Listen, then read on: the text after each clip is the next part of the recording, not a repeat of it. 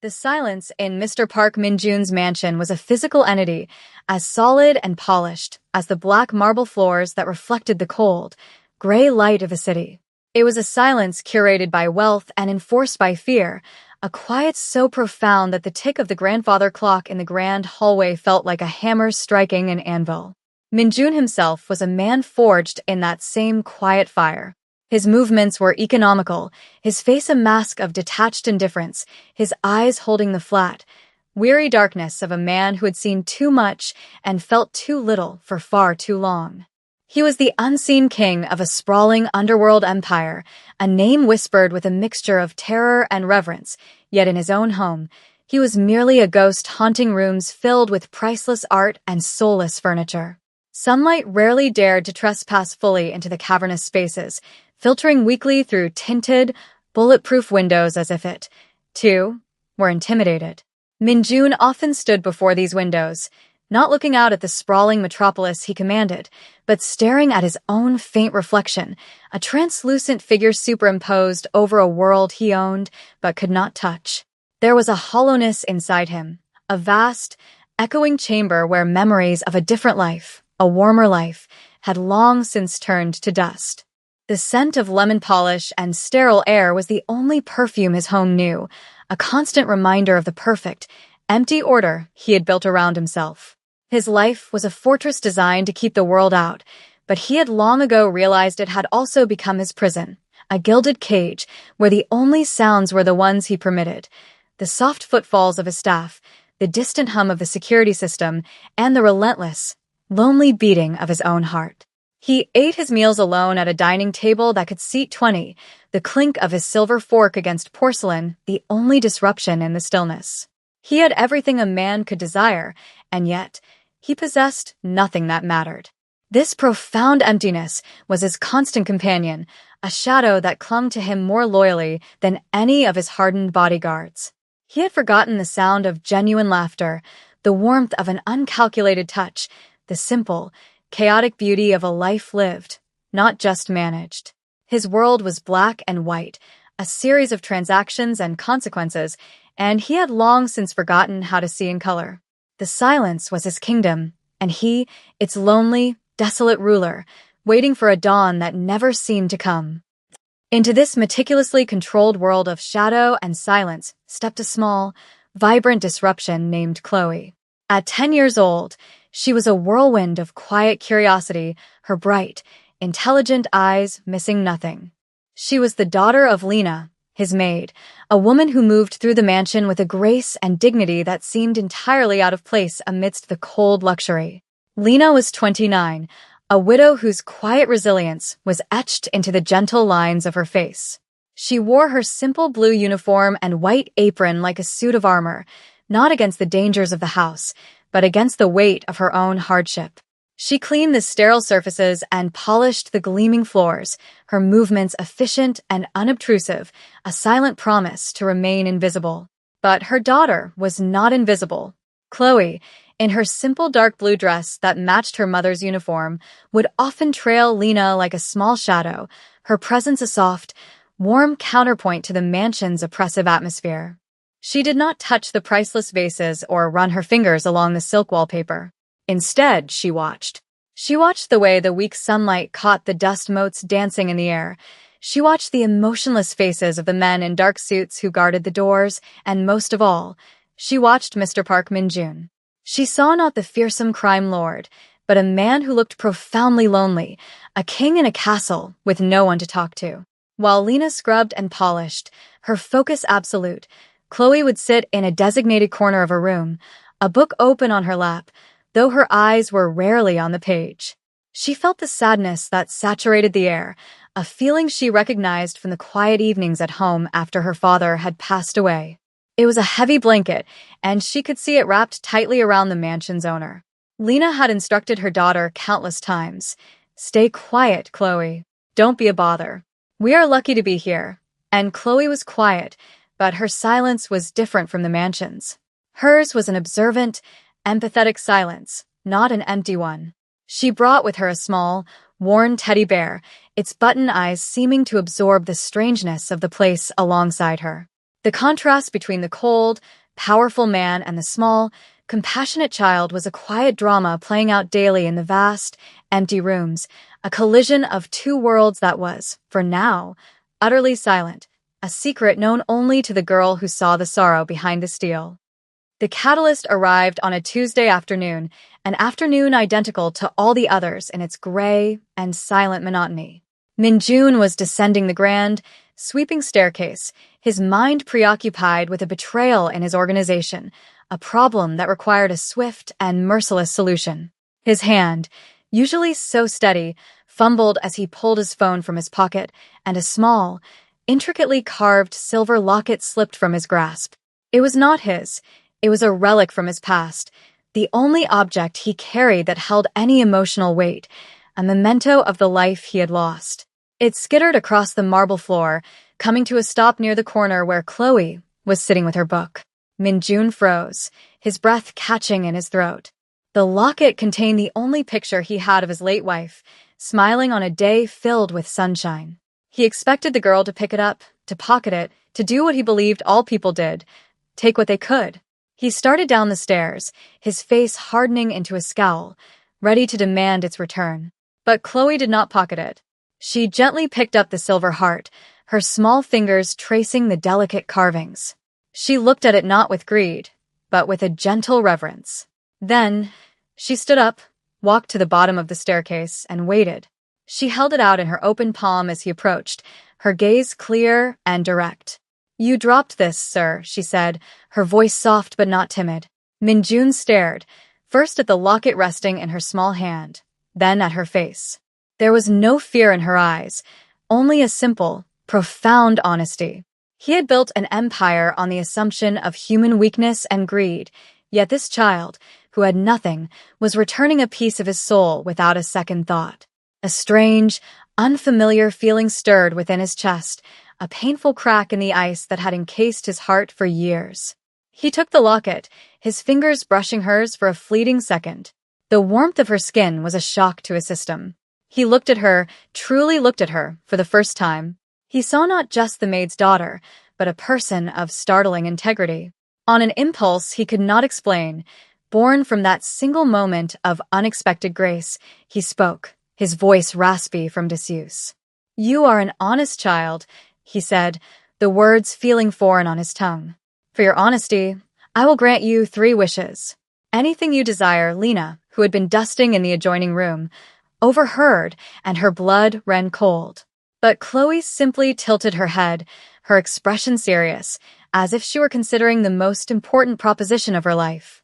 Lena rushed to her daughter's side, her face pale with panic. "Mr. Park, please. She doesn't need anything." "We are so sorry to have bothered you," she stammered, trying to pull Chloe behind her. But Min-jun held up a hand, his gaze fixed on the little girl. The offer had been made.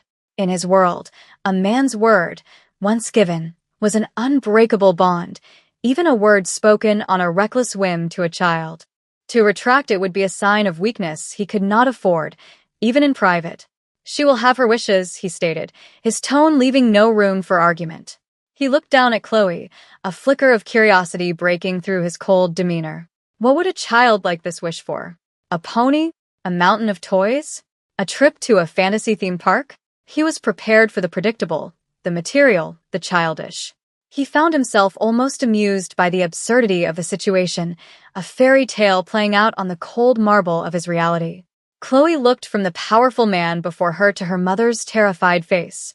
She understood her mother's fear. They were small and unimportant in this vast, intimidating house. A single misstep could cost them everything, could cost them the job that kept a roof over their heads and food on their table. But Chloe's heart was not filled with fear. It was filled with a deep, aching love for her mother, a love that saw past the maid's uniform to the lonely woman beneath.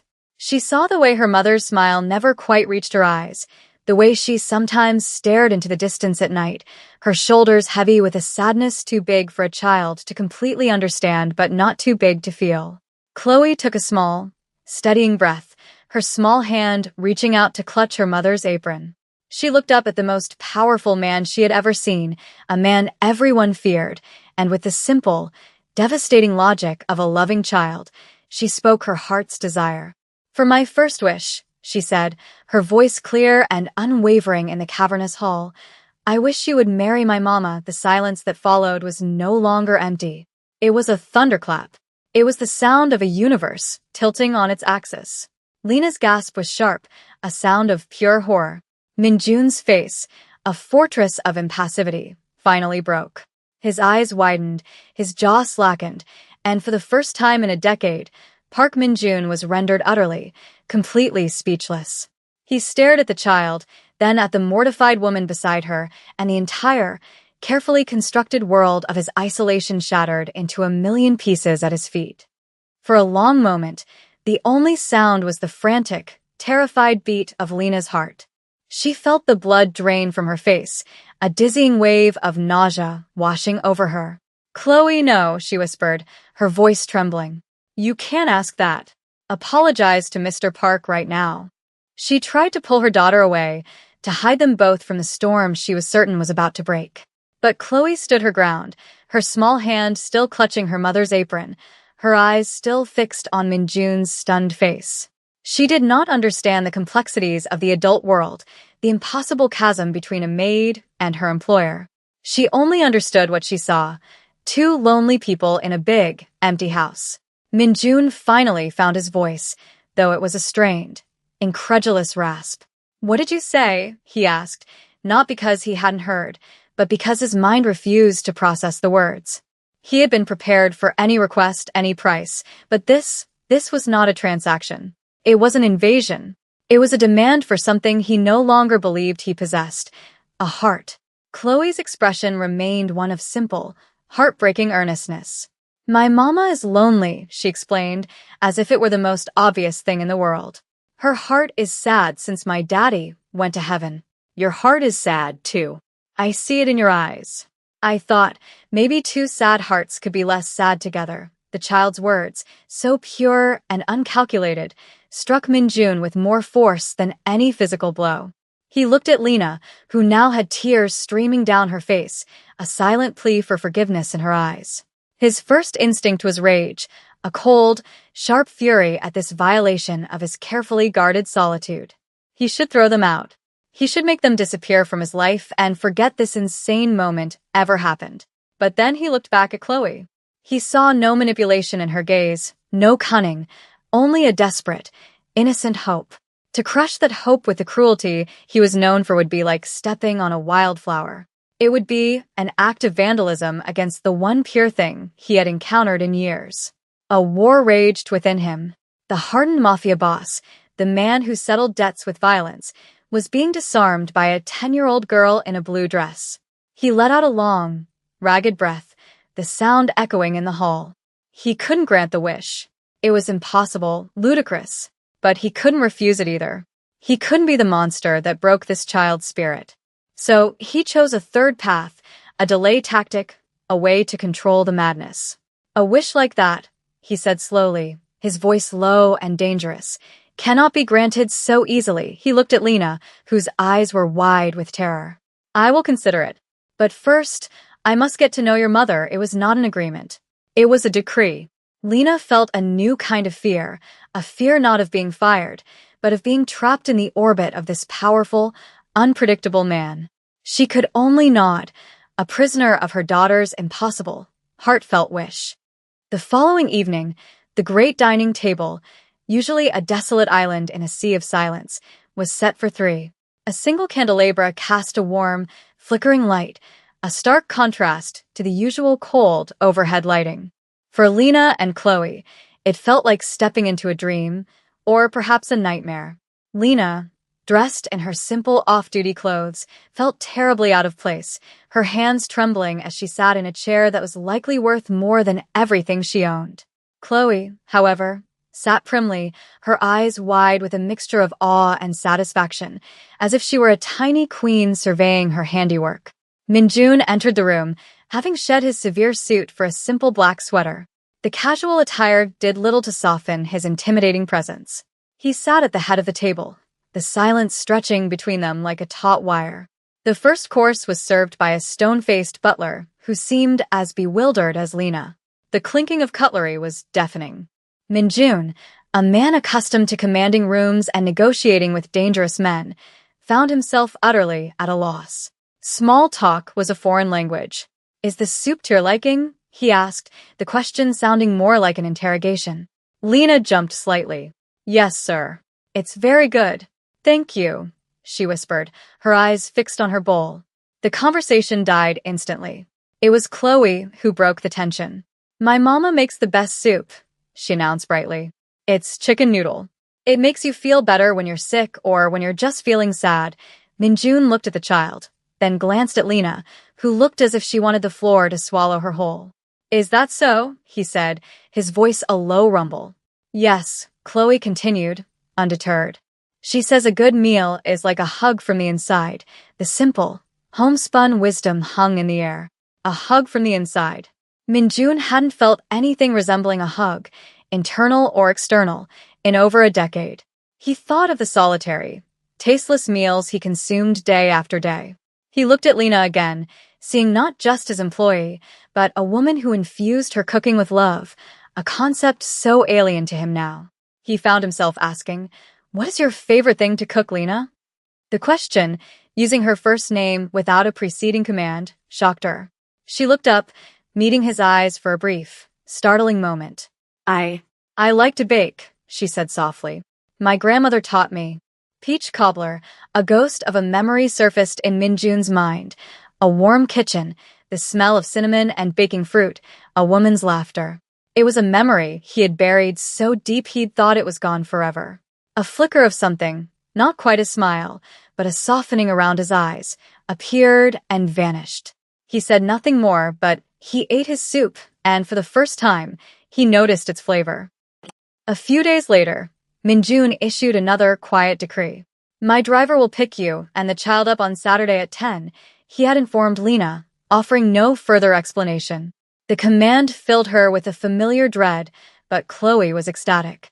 When the sleek black car arrived, Chloe practically vibrated with excitement, while Lena felt like a condemned prisoner being led to an unknown fate. The car didn't take them to some opulent restaurant or exclusive club as Lena had feared. Instead, it drove out of the city towards the calm, green expanse of the countryside. It finally pulled into the parking lot of a large, public botanical garden. Minjun was waiting for them by the entrance, dressed again in casual clothes that made him seem younger, less like a monument of power. The air here was different, fresh and filled with the scent of damp earth and blooming flowers, a world away from the sterile, conditioned air of the mansion. "I thought the child might enjoy it," he said, his explanation gruff, as if he were embarrassed by the sentiment.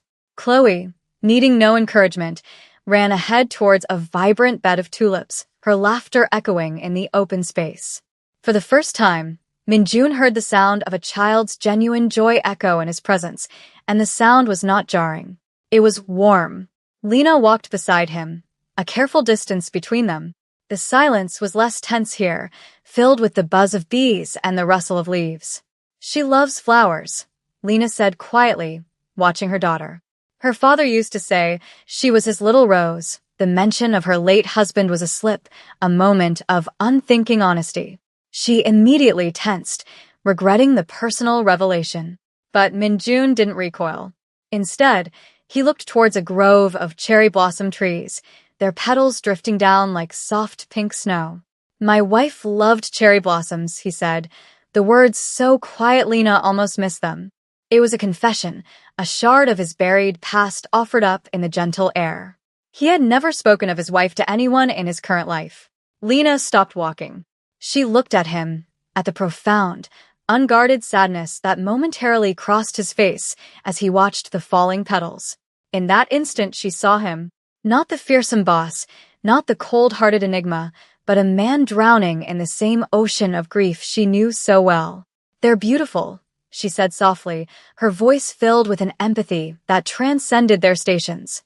"They remind you that beautiful things don't always last, but it's worth loving them while they're here." He turned to look at her, and for a long, silent moment, a connection was forged between them, a fragile bridge built of shared loss and unexpected understanding, standing together in a shower of pink petals. Weeks turned into a month. The awkward dinners became a weekly routine. The weekend outings became an unspoken expectation. The mansion, once a bastion of silence, began to change.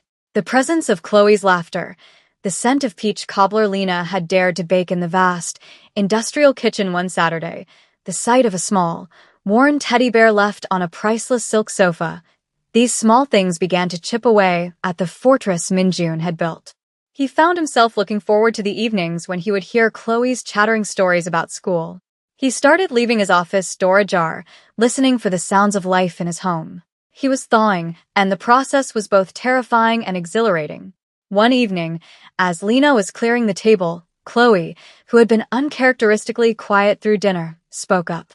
"Mr. Park," she said, her tone serious. "I have a second wish." Minjun stopped, his wine glass halfway to his lips. He had almost forgotten about the other two wishes, swept up in the strange new rhythm of his life. Lena froze, a plate in her hand, bracing herself for another impossible request. "What is it?" Minjun asked, his voice softer than it once would have been. Chloe looked at him, her eyes full of a wisdom that seemed far beyond her years. "I wish," she said carefully, "that you would visit the place that makes you the saddest." The request was a soft, sharp blade, expertly aimed at the heart of his pain. It wasn't a wish for herself, but a wish for him. It was an act of profound empathy. Lena's breath hitched. This was more dangerous than the first wish. This was a demand for him to face the ghosts he had spent a decade running from. Minjun felt the old coldness try to reassert itself, to build the walls back up. He should refuse. It was too personal, too painful. But looking at Chloe's earnest, compassionate face, he found he could not. She wasn't being cruel. She was trying to heal him. He owed her the same honesty she had shown him. He gave a slow, heavy nod. "Tomorrow," he said, the single word costing him more than any $1 million deal. The next day, his driver took the three of them not to a garden or a park, but to a quiet, windswept cemetery on a hill overlooking the sea. He led them down a path to a simple marble headstone, engraved with a single name, Park Soo-jin. Below it, the inscription read, "My sunshine." He stood before the grave, the mask of indifference completely gone, replaced by a raw, naked grief. He hadn't been here in 5 years. He hadn't been able to bear it. Tears he thought had long since dried up burned in his eyes and streamed down his face. "She was killed," he choked out, the confession torn from him. "It was my fault. They were aiming for me." He finally broke, sinking to his knees, his shoulders shaking with silent, racking sobs. Lena, her own heart aching with his pain, knelt beside him. She didn't say anything. She simply placed a gentle hand on his back, a gesture of pure, unadulterated comfort.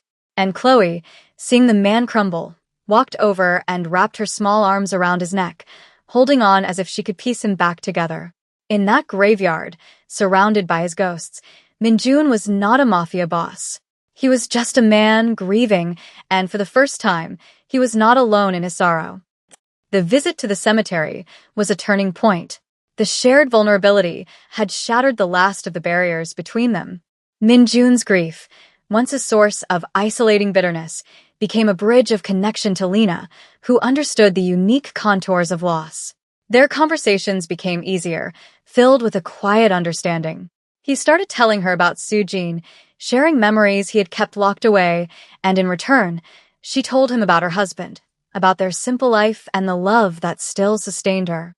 He saw in Lena a strength he had never known, a resilience born not of power and violence, but of love and endurance.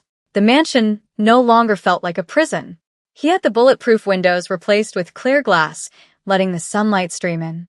He found himself smiling, real smiles that reached his eyes, especially when Chloe would excitedly show him a drawing she had made or a good grade on a test. He was discovering that the sound of her small feet running down the hallway was a far more valuable asset than all the gold in his vaults. He began to separate himself from the grimy details of his business, delegating the darker aspects to his lieutenants, feeling a profound distaste for the world he had once commanded. He wanted something clean. He wanted a life where he didn't have to look over his shoulder, a life where he could sit in a garden without a perimeter of bodyguards. He wanted the warmth of the small family that had accidentally formed under his roof. One evening, the three of them were sitting in the living room, a fire crackling in the hearth, a scene so domestic it would have been unthinkable just a few months prior. Chloe looked up from her coloring book. "Mama," she said, her voice soft. "Are you happy now?"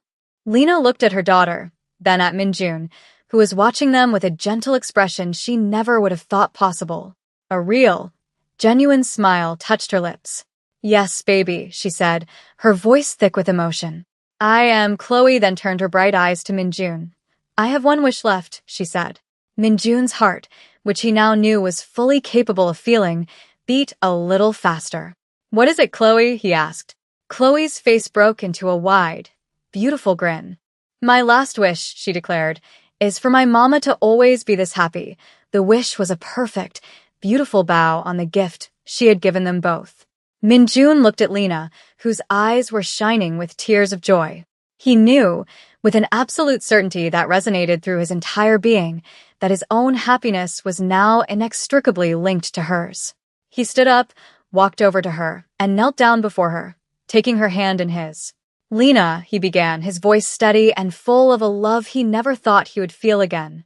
"The first wish was from a child. This is from me. Will you marry me?" Lena's tears overflowed, but they were tears of pure, unadulterated joy. She could only nod, her heart too full for words, as she said yes to the man she had once feared, the man whose heart her daughter had so miraculously healed. Their wedding was not the grand, ostentatious affair the underworld might have expected from a man of Minjun's stature. There were no shadowy figures or displays of immense wealth. Instead, it was held in the botanical garden, in the grove of cherry blossom trees that had witnessed their first true moment of connection. The guests were few: Lena's mother, a few trusted friends, and the loyal household staff who had watched the mansion's transformation with quiet astonishment. Minjun wore a simple, elegant suit, but the hardness was gone from his eyes, replaced by a soft, devoted light that was fixed only on his bride. Lena was radiant in a simple white dress, her natural beauty outshining any diamond. But the true guest of honor was Chloe. She was the maid of honor, wearing a pale pink dress that matched the falling cherry blossoms, her face beaming with a joy so pure it seemed to illuminate the entire garden. She held a small bouquet and stood beside her mother, her expression a mixture of pride and profound contentment. She had wished for her mother's happiness, and here it was, real and tangible. As Minjun and Lena exchanged their vows, their voices were steady, filled with the weight of the journey they had taken. His promises were not of wealth or power, but of unwavering protection, of shared laughter, and of a lifetime spent cherishing the warmth she had brought back into his life. Her promises were of patience, of understanding, and of building a home filled with the love that had been missing for so long. When he slid the ring onto her finger, he looked past her for a moment to Chloe, and he gave her a small, grateful nod. It was she who had been the architect of this impossible joy. Later, at the small reception held on a sun-dappled lawn, Minjun watched as Lena and Chloe danced together, their laughter carried on the breeze. He was no longer a ghost in his own life. He was a husband, a father, a man reborn. He had once believed that power was the ultimate currency, that strength was found in being untouchable. But a 10-year-old girl with an honest heart had taught him the truth. True strength was vulnerability. True wealth was love. And sometimes, the most hardened, broken hearts can be healed by the simplest, most innocent of wishes. The journey had started with a demand born of a child's love, and it had ended here, under a shower of cherry blossoms, with a quiet, miraculous beginning of a family, a testament to the enduring hope that even in the darkest, most silent of places, light and laughter are waiting to find their way in.